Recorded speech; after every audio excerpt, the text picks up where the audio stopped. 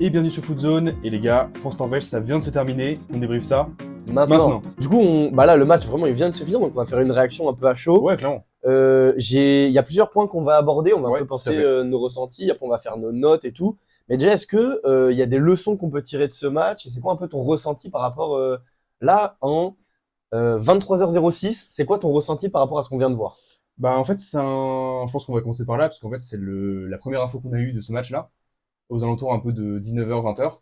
C'est cette approche qu'on n'attendait pas de la Norvège, et qui en fait qui a conditionné tout ce match, et aussi les leçons qu'on va en retirer. Parce qu'on s'attendait à un match épique, potentiellement le meilleur match de cette phase de poule. Au final, on a eu un match, du coup, un poil décevant en réalité par rapport à l'opposition. Toi, qu'est-ce que tu as pensé quand on a appris que Erling Haaland serait sur le banc, puis après, quand la compo a été dévoilée, qu'en fait, tous les titulaires de la Norvège étaient reposés? Bah, je pensais que c'était une blague en vrai au Ah, début. mais vraiment. Je trouvais ça, enfin, c'était ridicule que, en fait, c'est vraiment le fait d'arriver dans le match en se disant, on a perdu, on s'en fout, mais du coup, on fait pas jouer Haaland, on fait pas jouer Moussa, on fait pas jouer Ryerson, en se disant, bon bah, on a perdu dans tous les cas, c'est pas grave, on y va avec des joueurs secondaires du coup, parce Ouais, que clairement, on clairement. avait regardé la charnière défensive. Ah, mais Falconer, bon, Østigard, on connaît, mais Björkan, et puis même Torsvert, Berg, Asgard, moi, j'en connaissais pas beaucoup, hein. Ah non, mais c'était lunaire. Enfin, c'est vraiment une équipe sur le papier. Je pense que c'est une équipe qui se qualifie pas en Coupe du Monde sur Ah. le papier, Oui, ok, tu je vois. vois, je vois. Et que non, j'étais très déçu surtout de cette approche et de Mais cette bien sûr, mentalité en fait, parce que ça en dit long sur sur leurs ambitions. ouais, c'est ça, sur leurs ambitions. C'est on se contente d'une deuxième place, alors que franchement, une Norvège en forme, là avec la Ah, mais performance de l'équipe de France qu'on vient de voir, mais il renverse le match mais sans aucun problème. bah, en tout cas, on aurait eu un match plus intéressant, plus C'est équilibré, ça. parce que là, vraiment, c'était ridicule. Mm. Mais en fait, enfin, moi, personnellement, maintenant qu'on a l'info depuis vu que le match est terminé, en fait, je comprends pourquoi ils ont fait ça.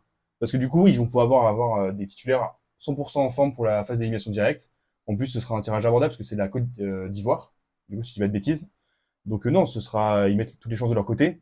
Mais sur ce match-là, en fait, c'est un match où tu peux progresser face à une des meilleures nations du monde pour estimer vraiment ton vrai niveau. Et là, tu te contentes juste d'un match contre le Sénégal et d'un match contre l'Irak qui, de toute façon, était l'une des pires équipes de cette Coupe du Monde. Ouais, on attend plus pour une équipe qui veut prouver vraiment sa place en Coupe du Monde. Bah, c'est ça, moi enfin, c'est vraiment ça que je retiens, c'est que et le match contre la Côte d'Ivoire, c'est le 30 juin. C'est ça, mais c'est incompréhensible. C'est dans 4 jours. En fait, c'est pour gagner quoi, 4 jours de repos. Je comprends que tu veux pas risquer de blesser Haaland, ça ok.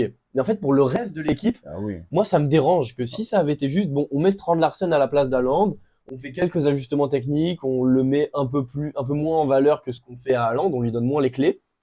Mais en fait, là, c'était vraiment, Non, mais c'est caricatural, en fait. ouais, c'est ça, c'était le sketch de l'équipe qui se démonte en fait, tu vois. C'est vraiment c'est une bataille, c'est un échange de coups, mais là Ah, il mais y a pas eu d'échange de coups, c'est juste ils c'est s'en sont ça. pris plein dans la gueule en fait. C'est ça. Et du coup, en fait, ça a conditionné le début de match, Mm. où, en fait, dès le début, en fait, la Norvège a coulé. Ouais. Dès le début, alors, entre cette barre de Mbappé au bout de 20 secondes, puis les buts de Dembélé, Mm. en fait, c'était déjà cuit au bout de 20 minutes, en fait.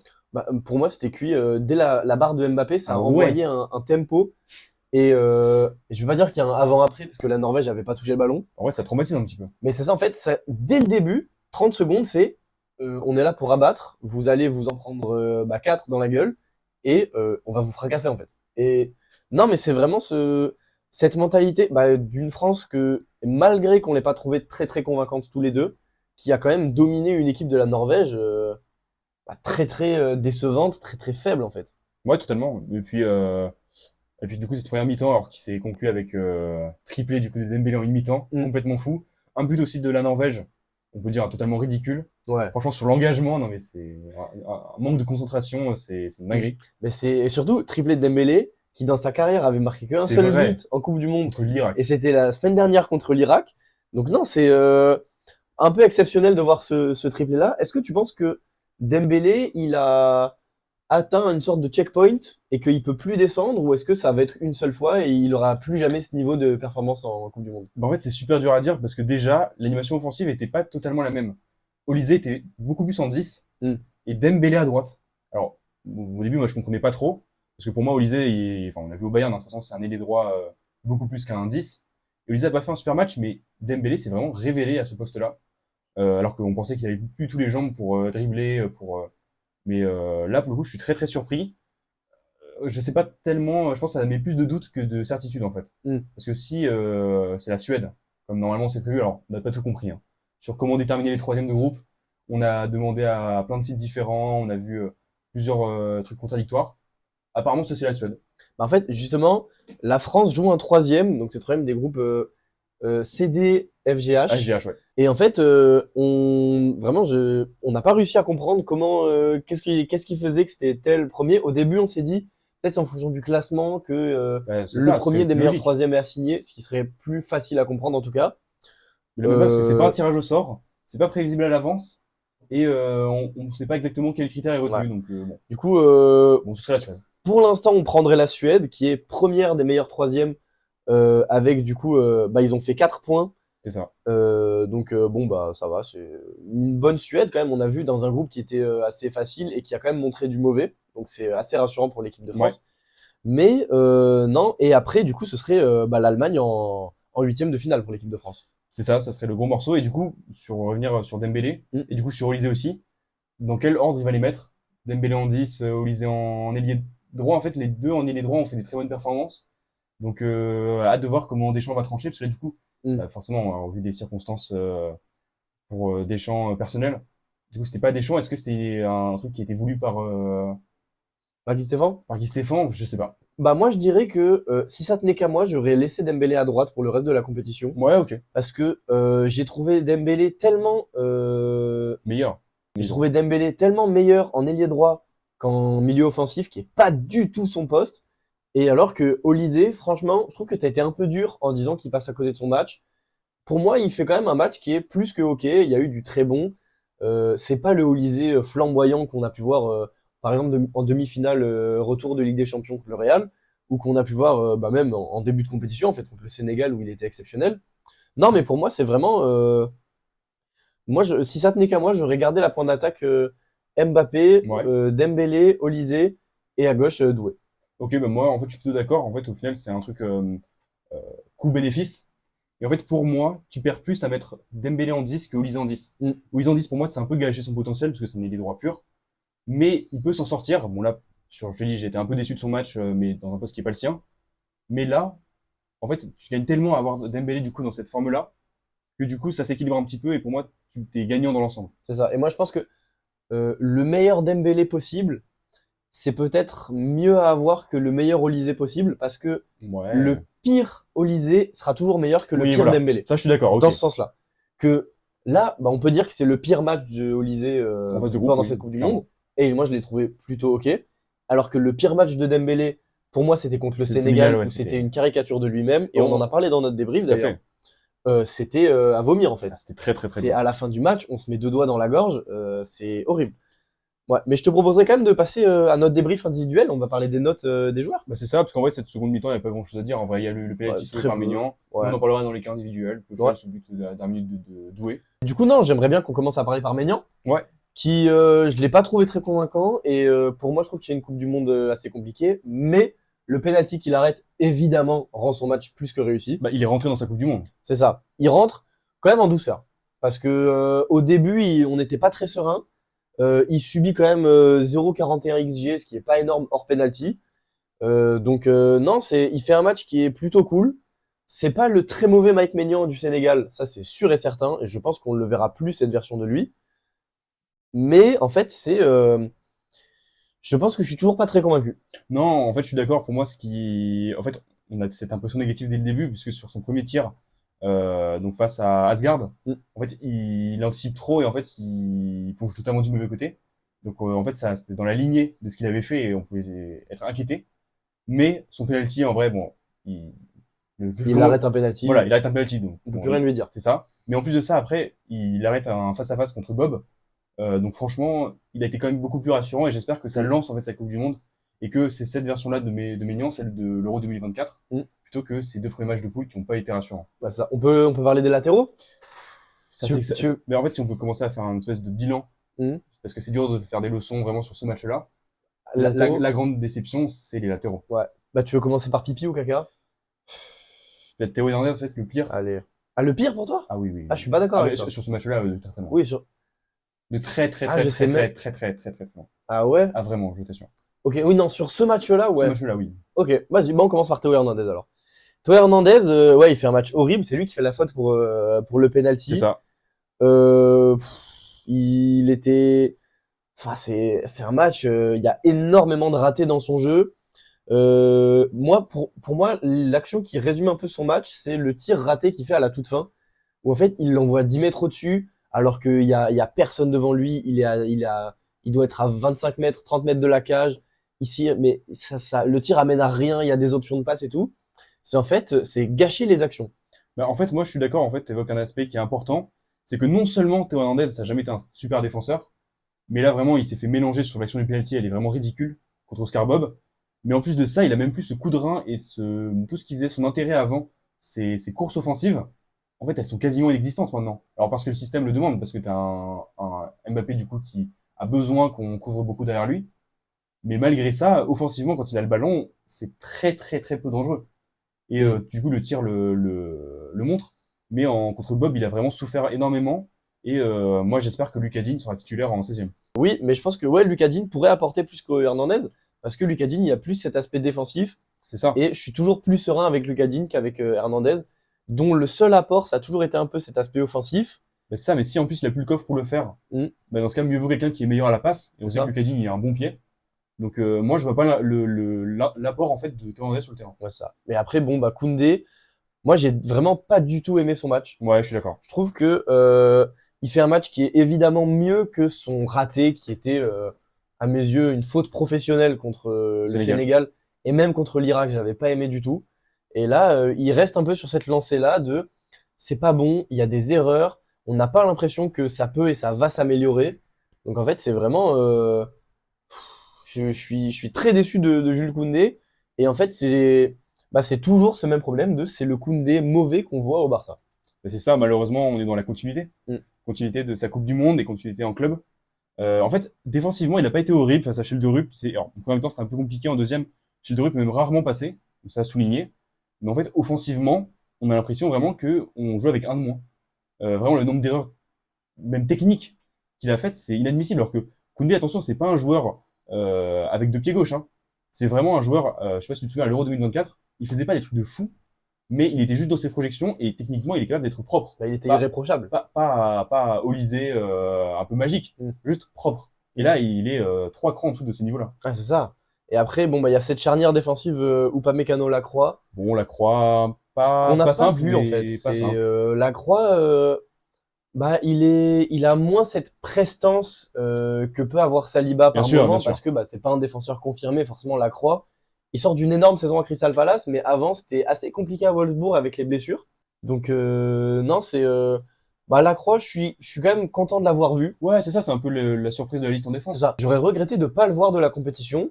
Bon, je peux dire que je l'ai vu. Est-ce qu'il jouera un deuxième match? Peut-être. Est-ce qu'il sera titulaire? Je pense pas. Non, puis voilà, Upamecano, alors c'est vrai, son moins bon match. Ouais. Après, il a des standards déjà très élevés. Upamecano, Il est coupable sur le but, malheureusement, on est obligé de le dire. Il se mm, fait un peu mélanger par Asgard. un peu.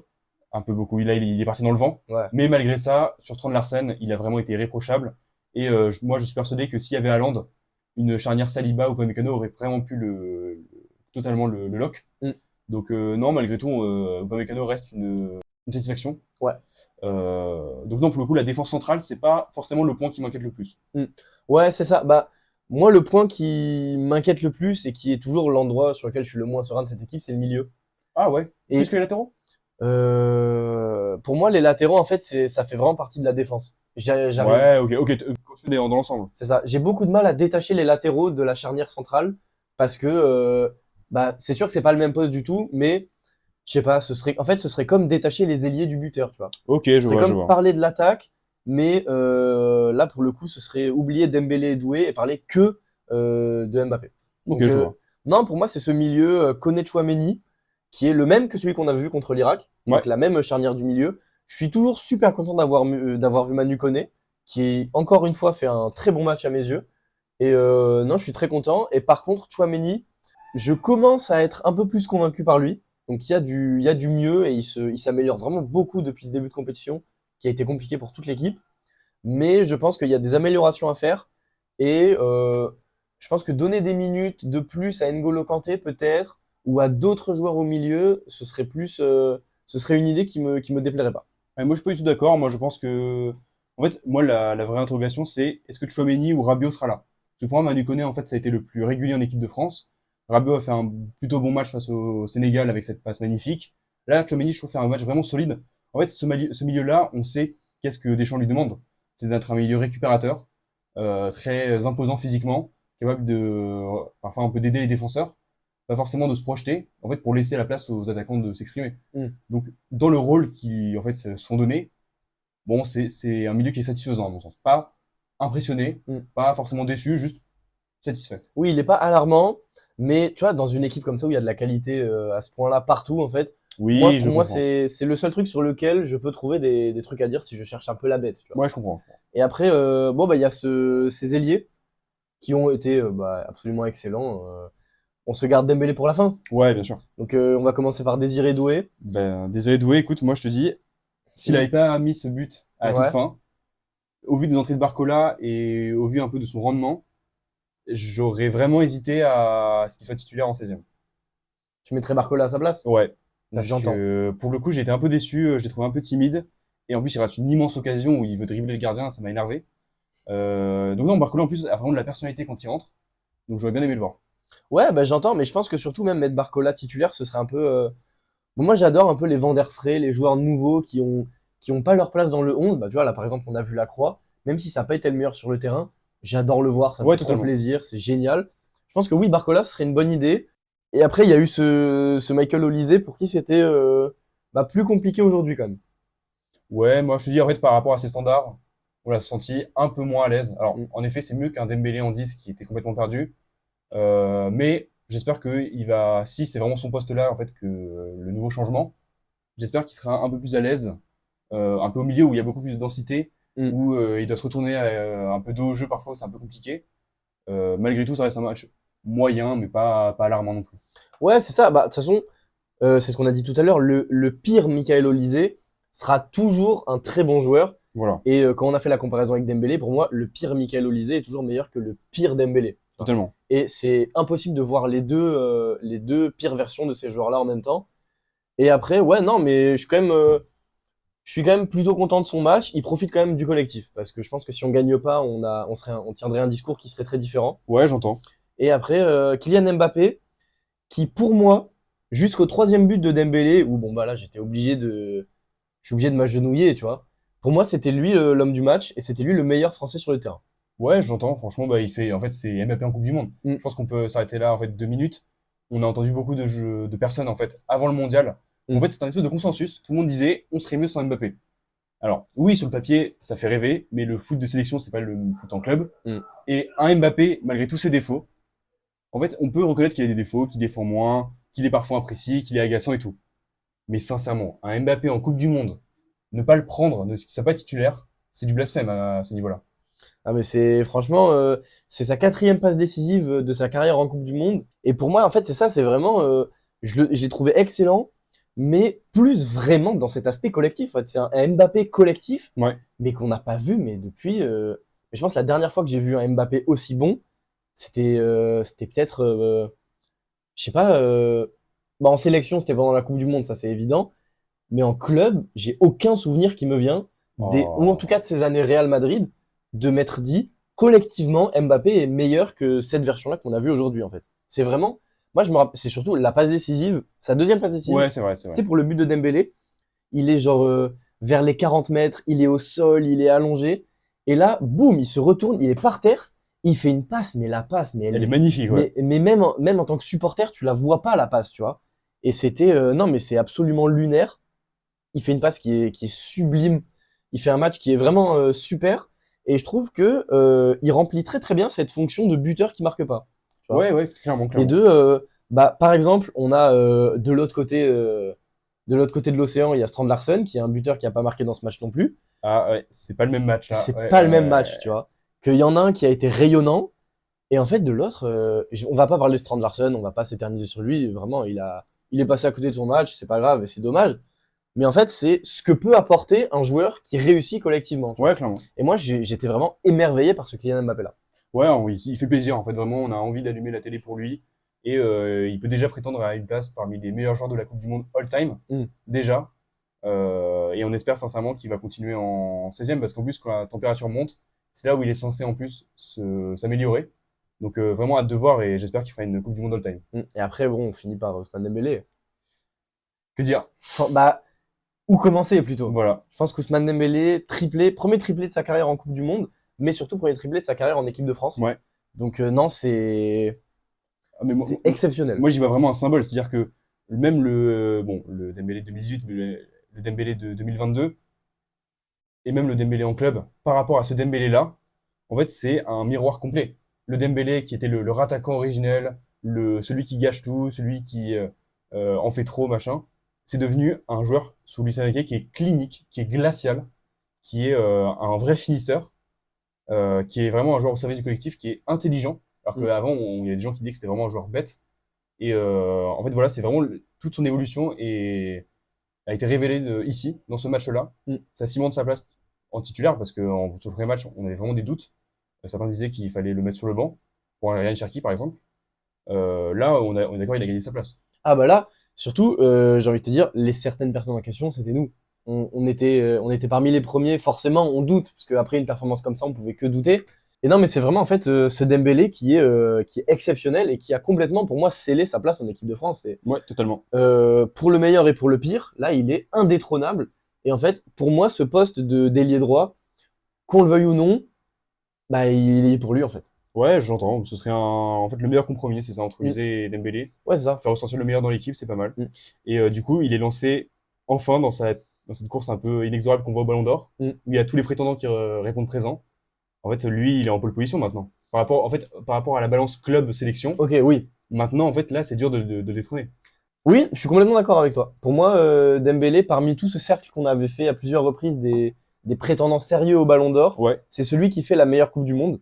Après, bon, je pense qu'il sera quand même très serré avec Mbappé, parce que forcément... Même Olysée. Oui, bah, je pense que Olysée aussi, pareil, en fait, les trois sont un peu... c'est ce trio d'attaque magique qui est de l'équipe de France où si l'équipe de France gagne, ce sera forcément un des trois qui sera Ballon d'Or. Ouais, tout à fait. Et ce sera, pour moi, ça reviendra au meilleur à partir des demi-finales. Ouais, j'entends. Parce que bah, c'est bien beau de marquer des triplés et des doublés contre des équipes qui sont quand même très fortes et qui sont plus qu'honorables, mais en phase de Mais en groupe. phase de poule, et là, surtout sur l'équipe B de la Norvège. C'est ça. En fait, c'est quand il y a de l'enjeu que ça va compter. Et c'est d'ailleurs pour ça que Haaland avait raté son Ballon d'Or en 2023. Oui. C'est que en fait, bah, il n'avait pas été là quand ça comptait en Ligue des Champions et que bon, bah, il y a eu meilleur que lui sur la scène internationale.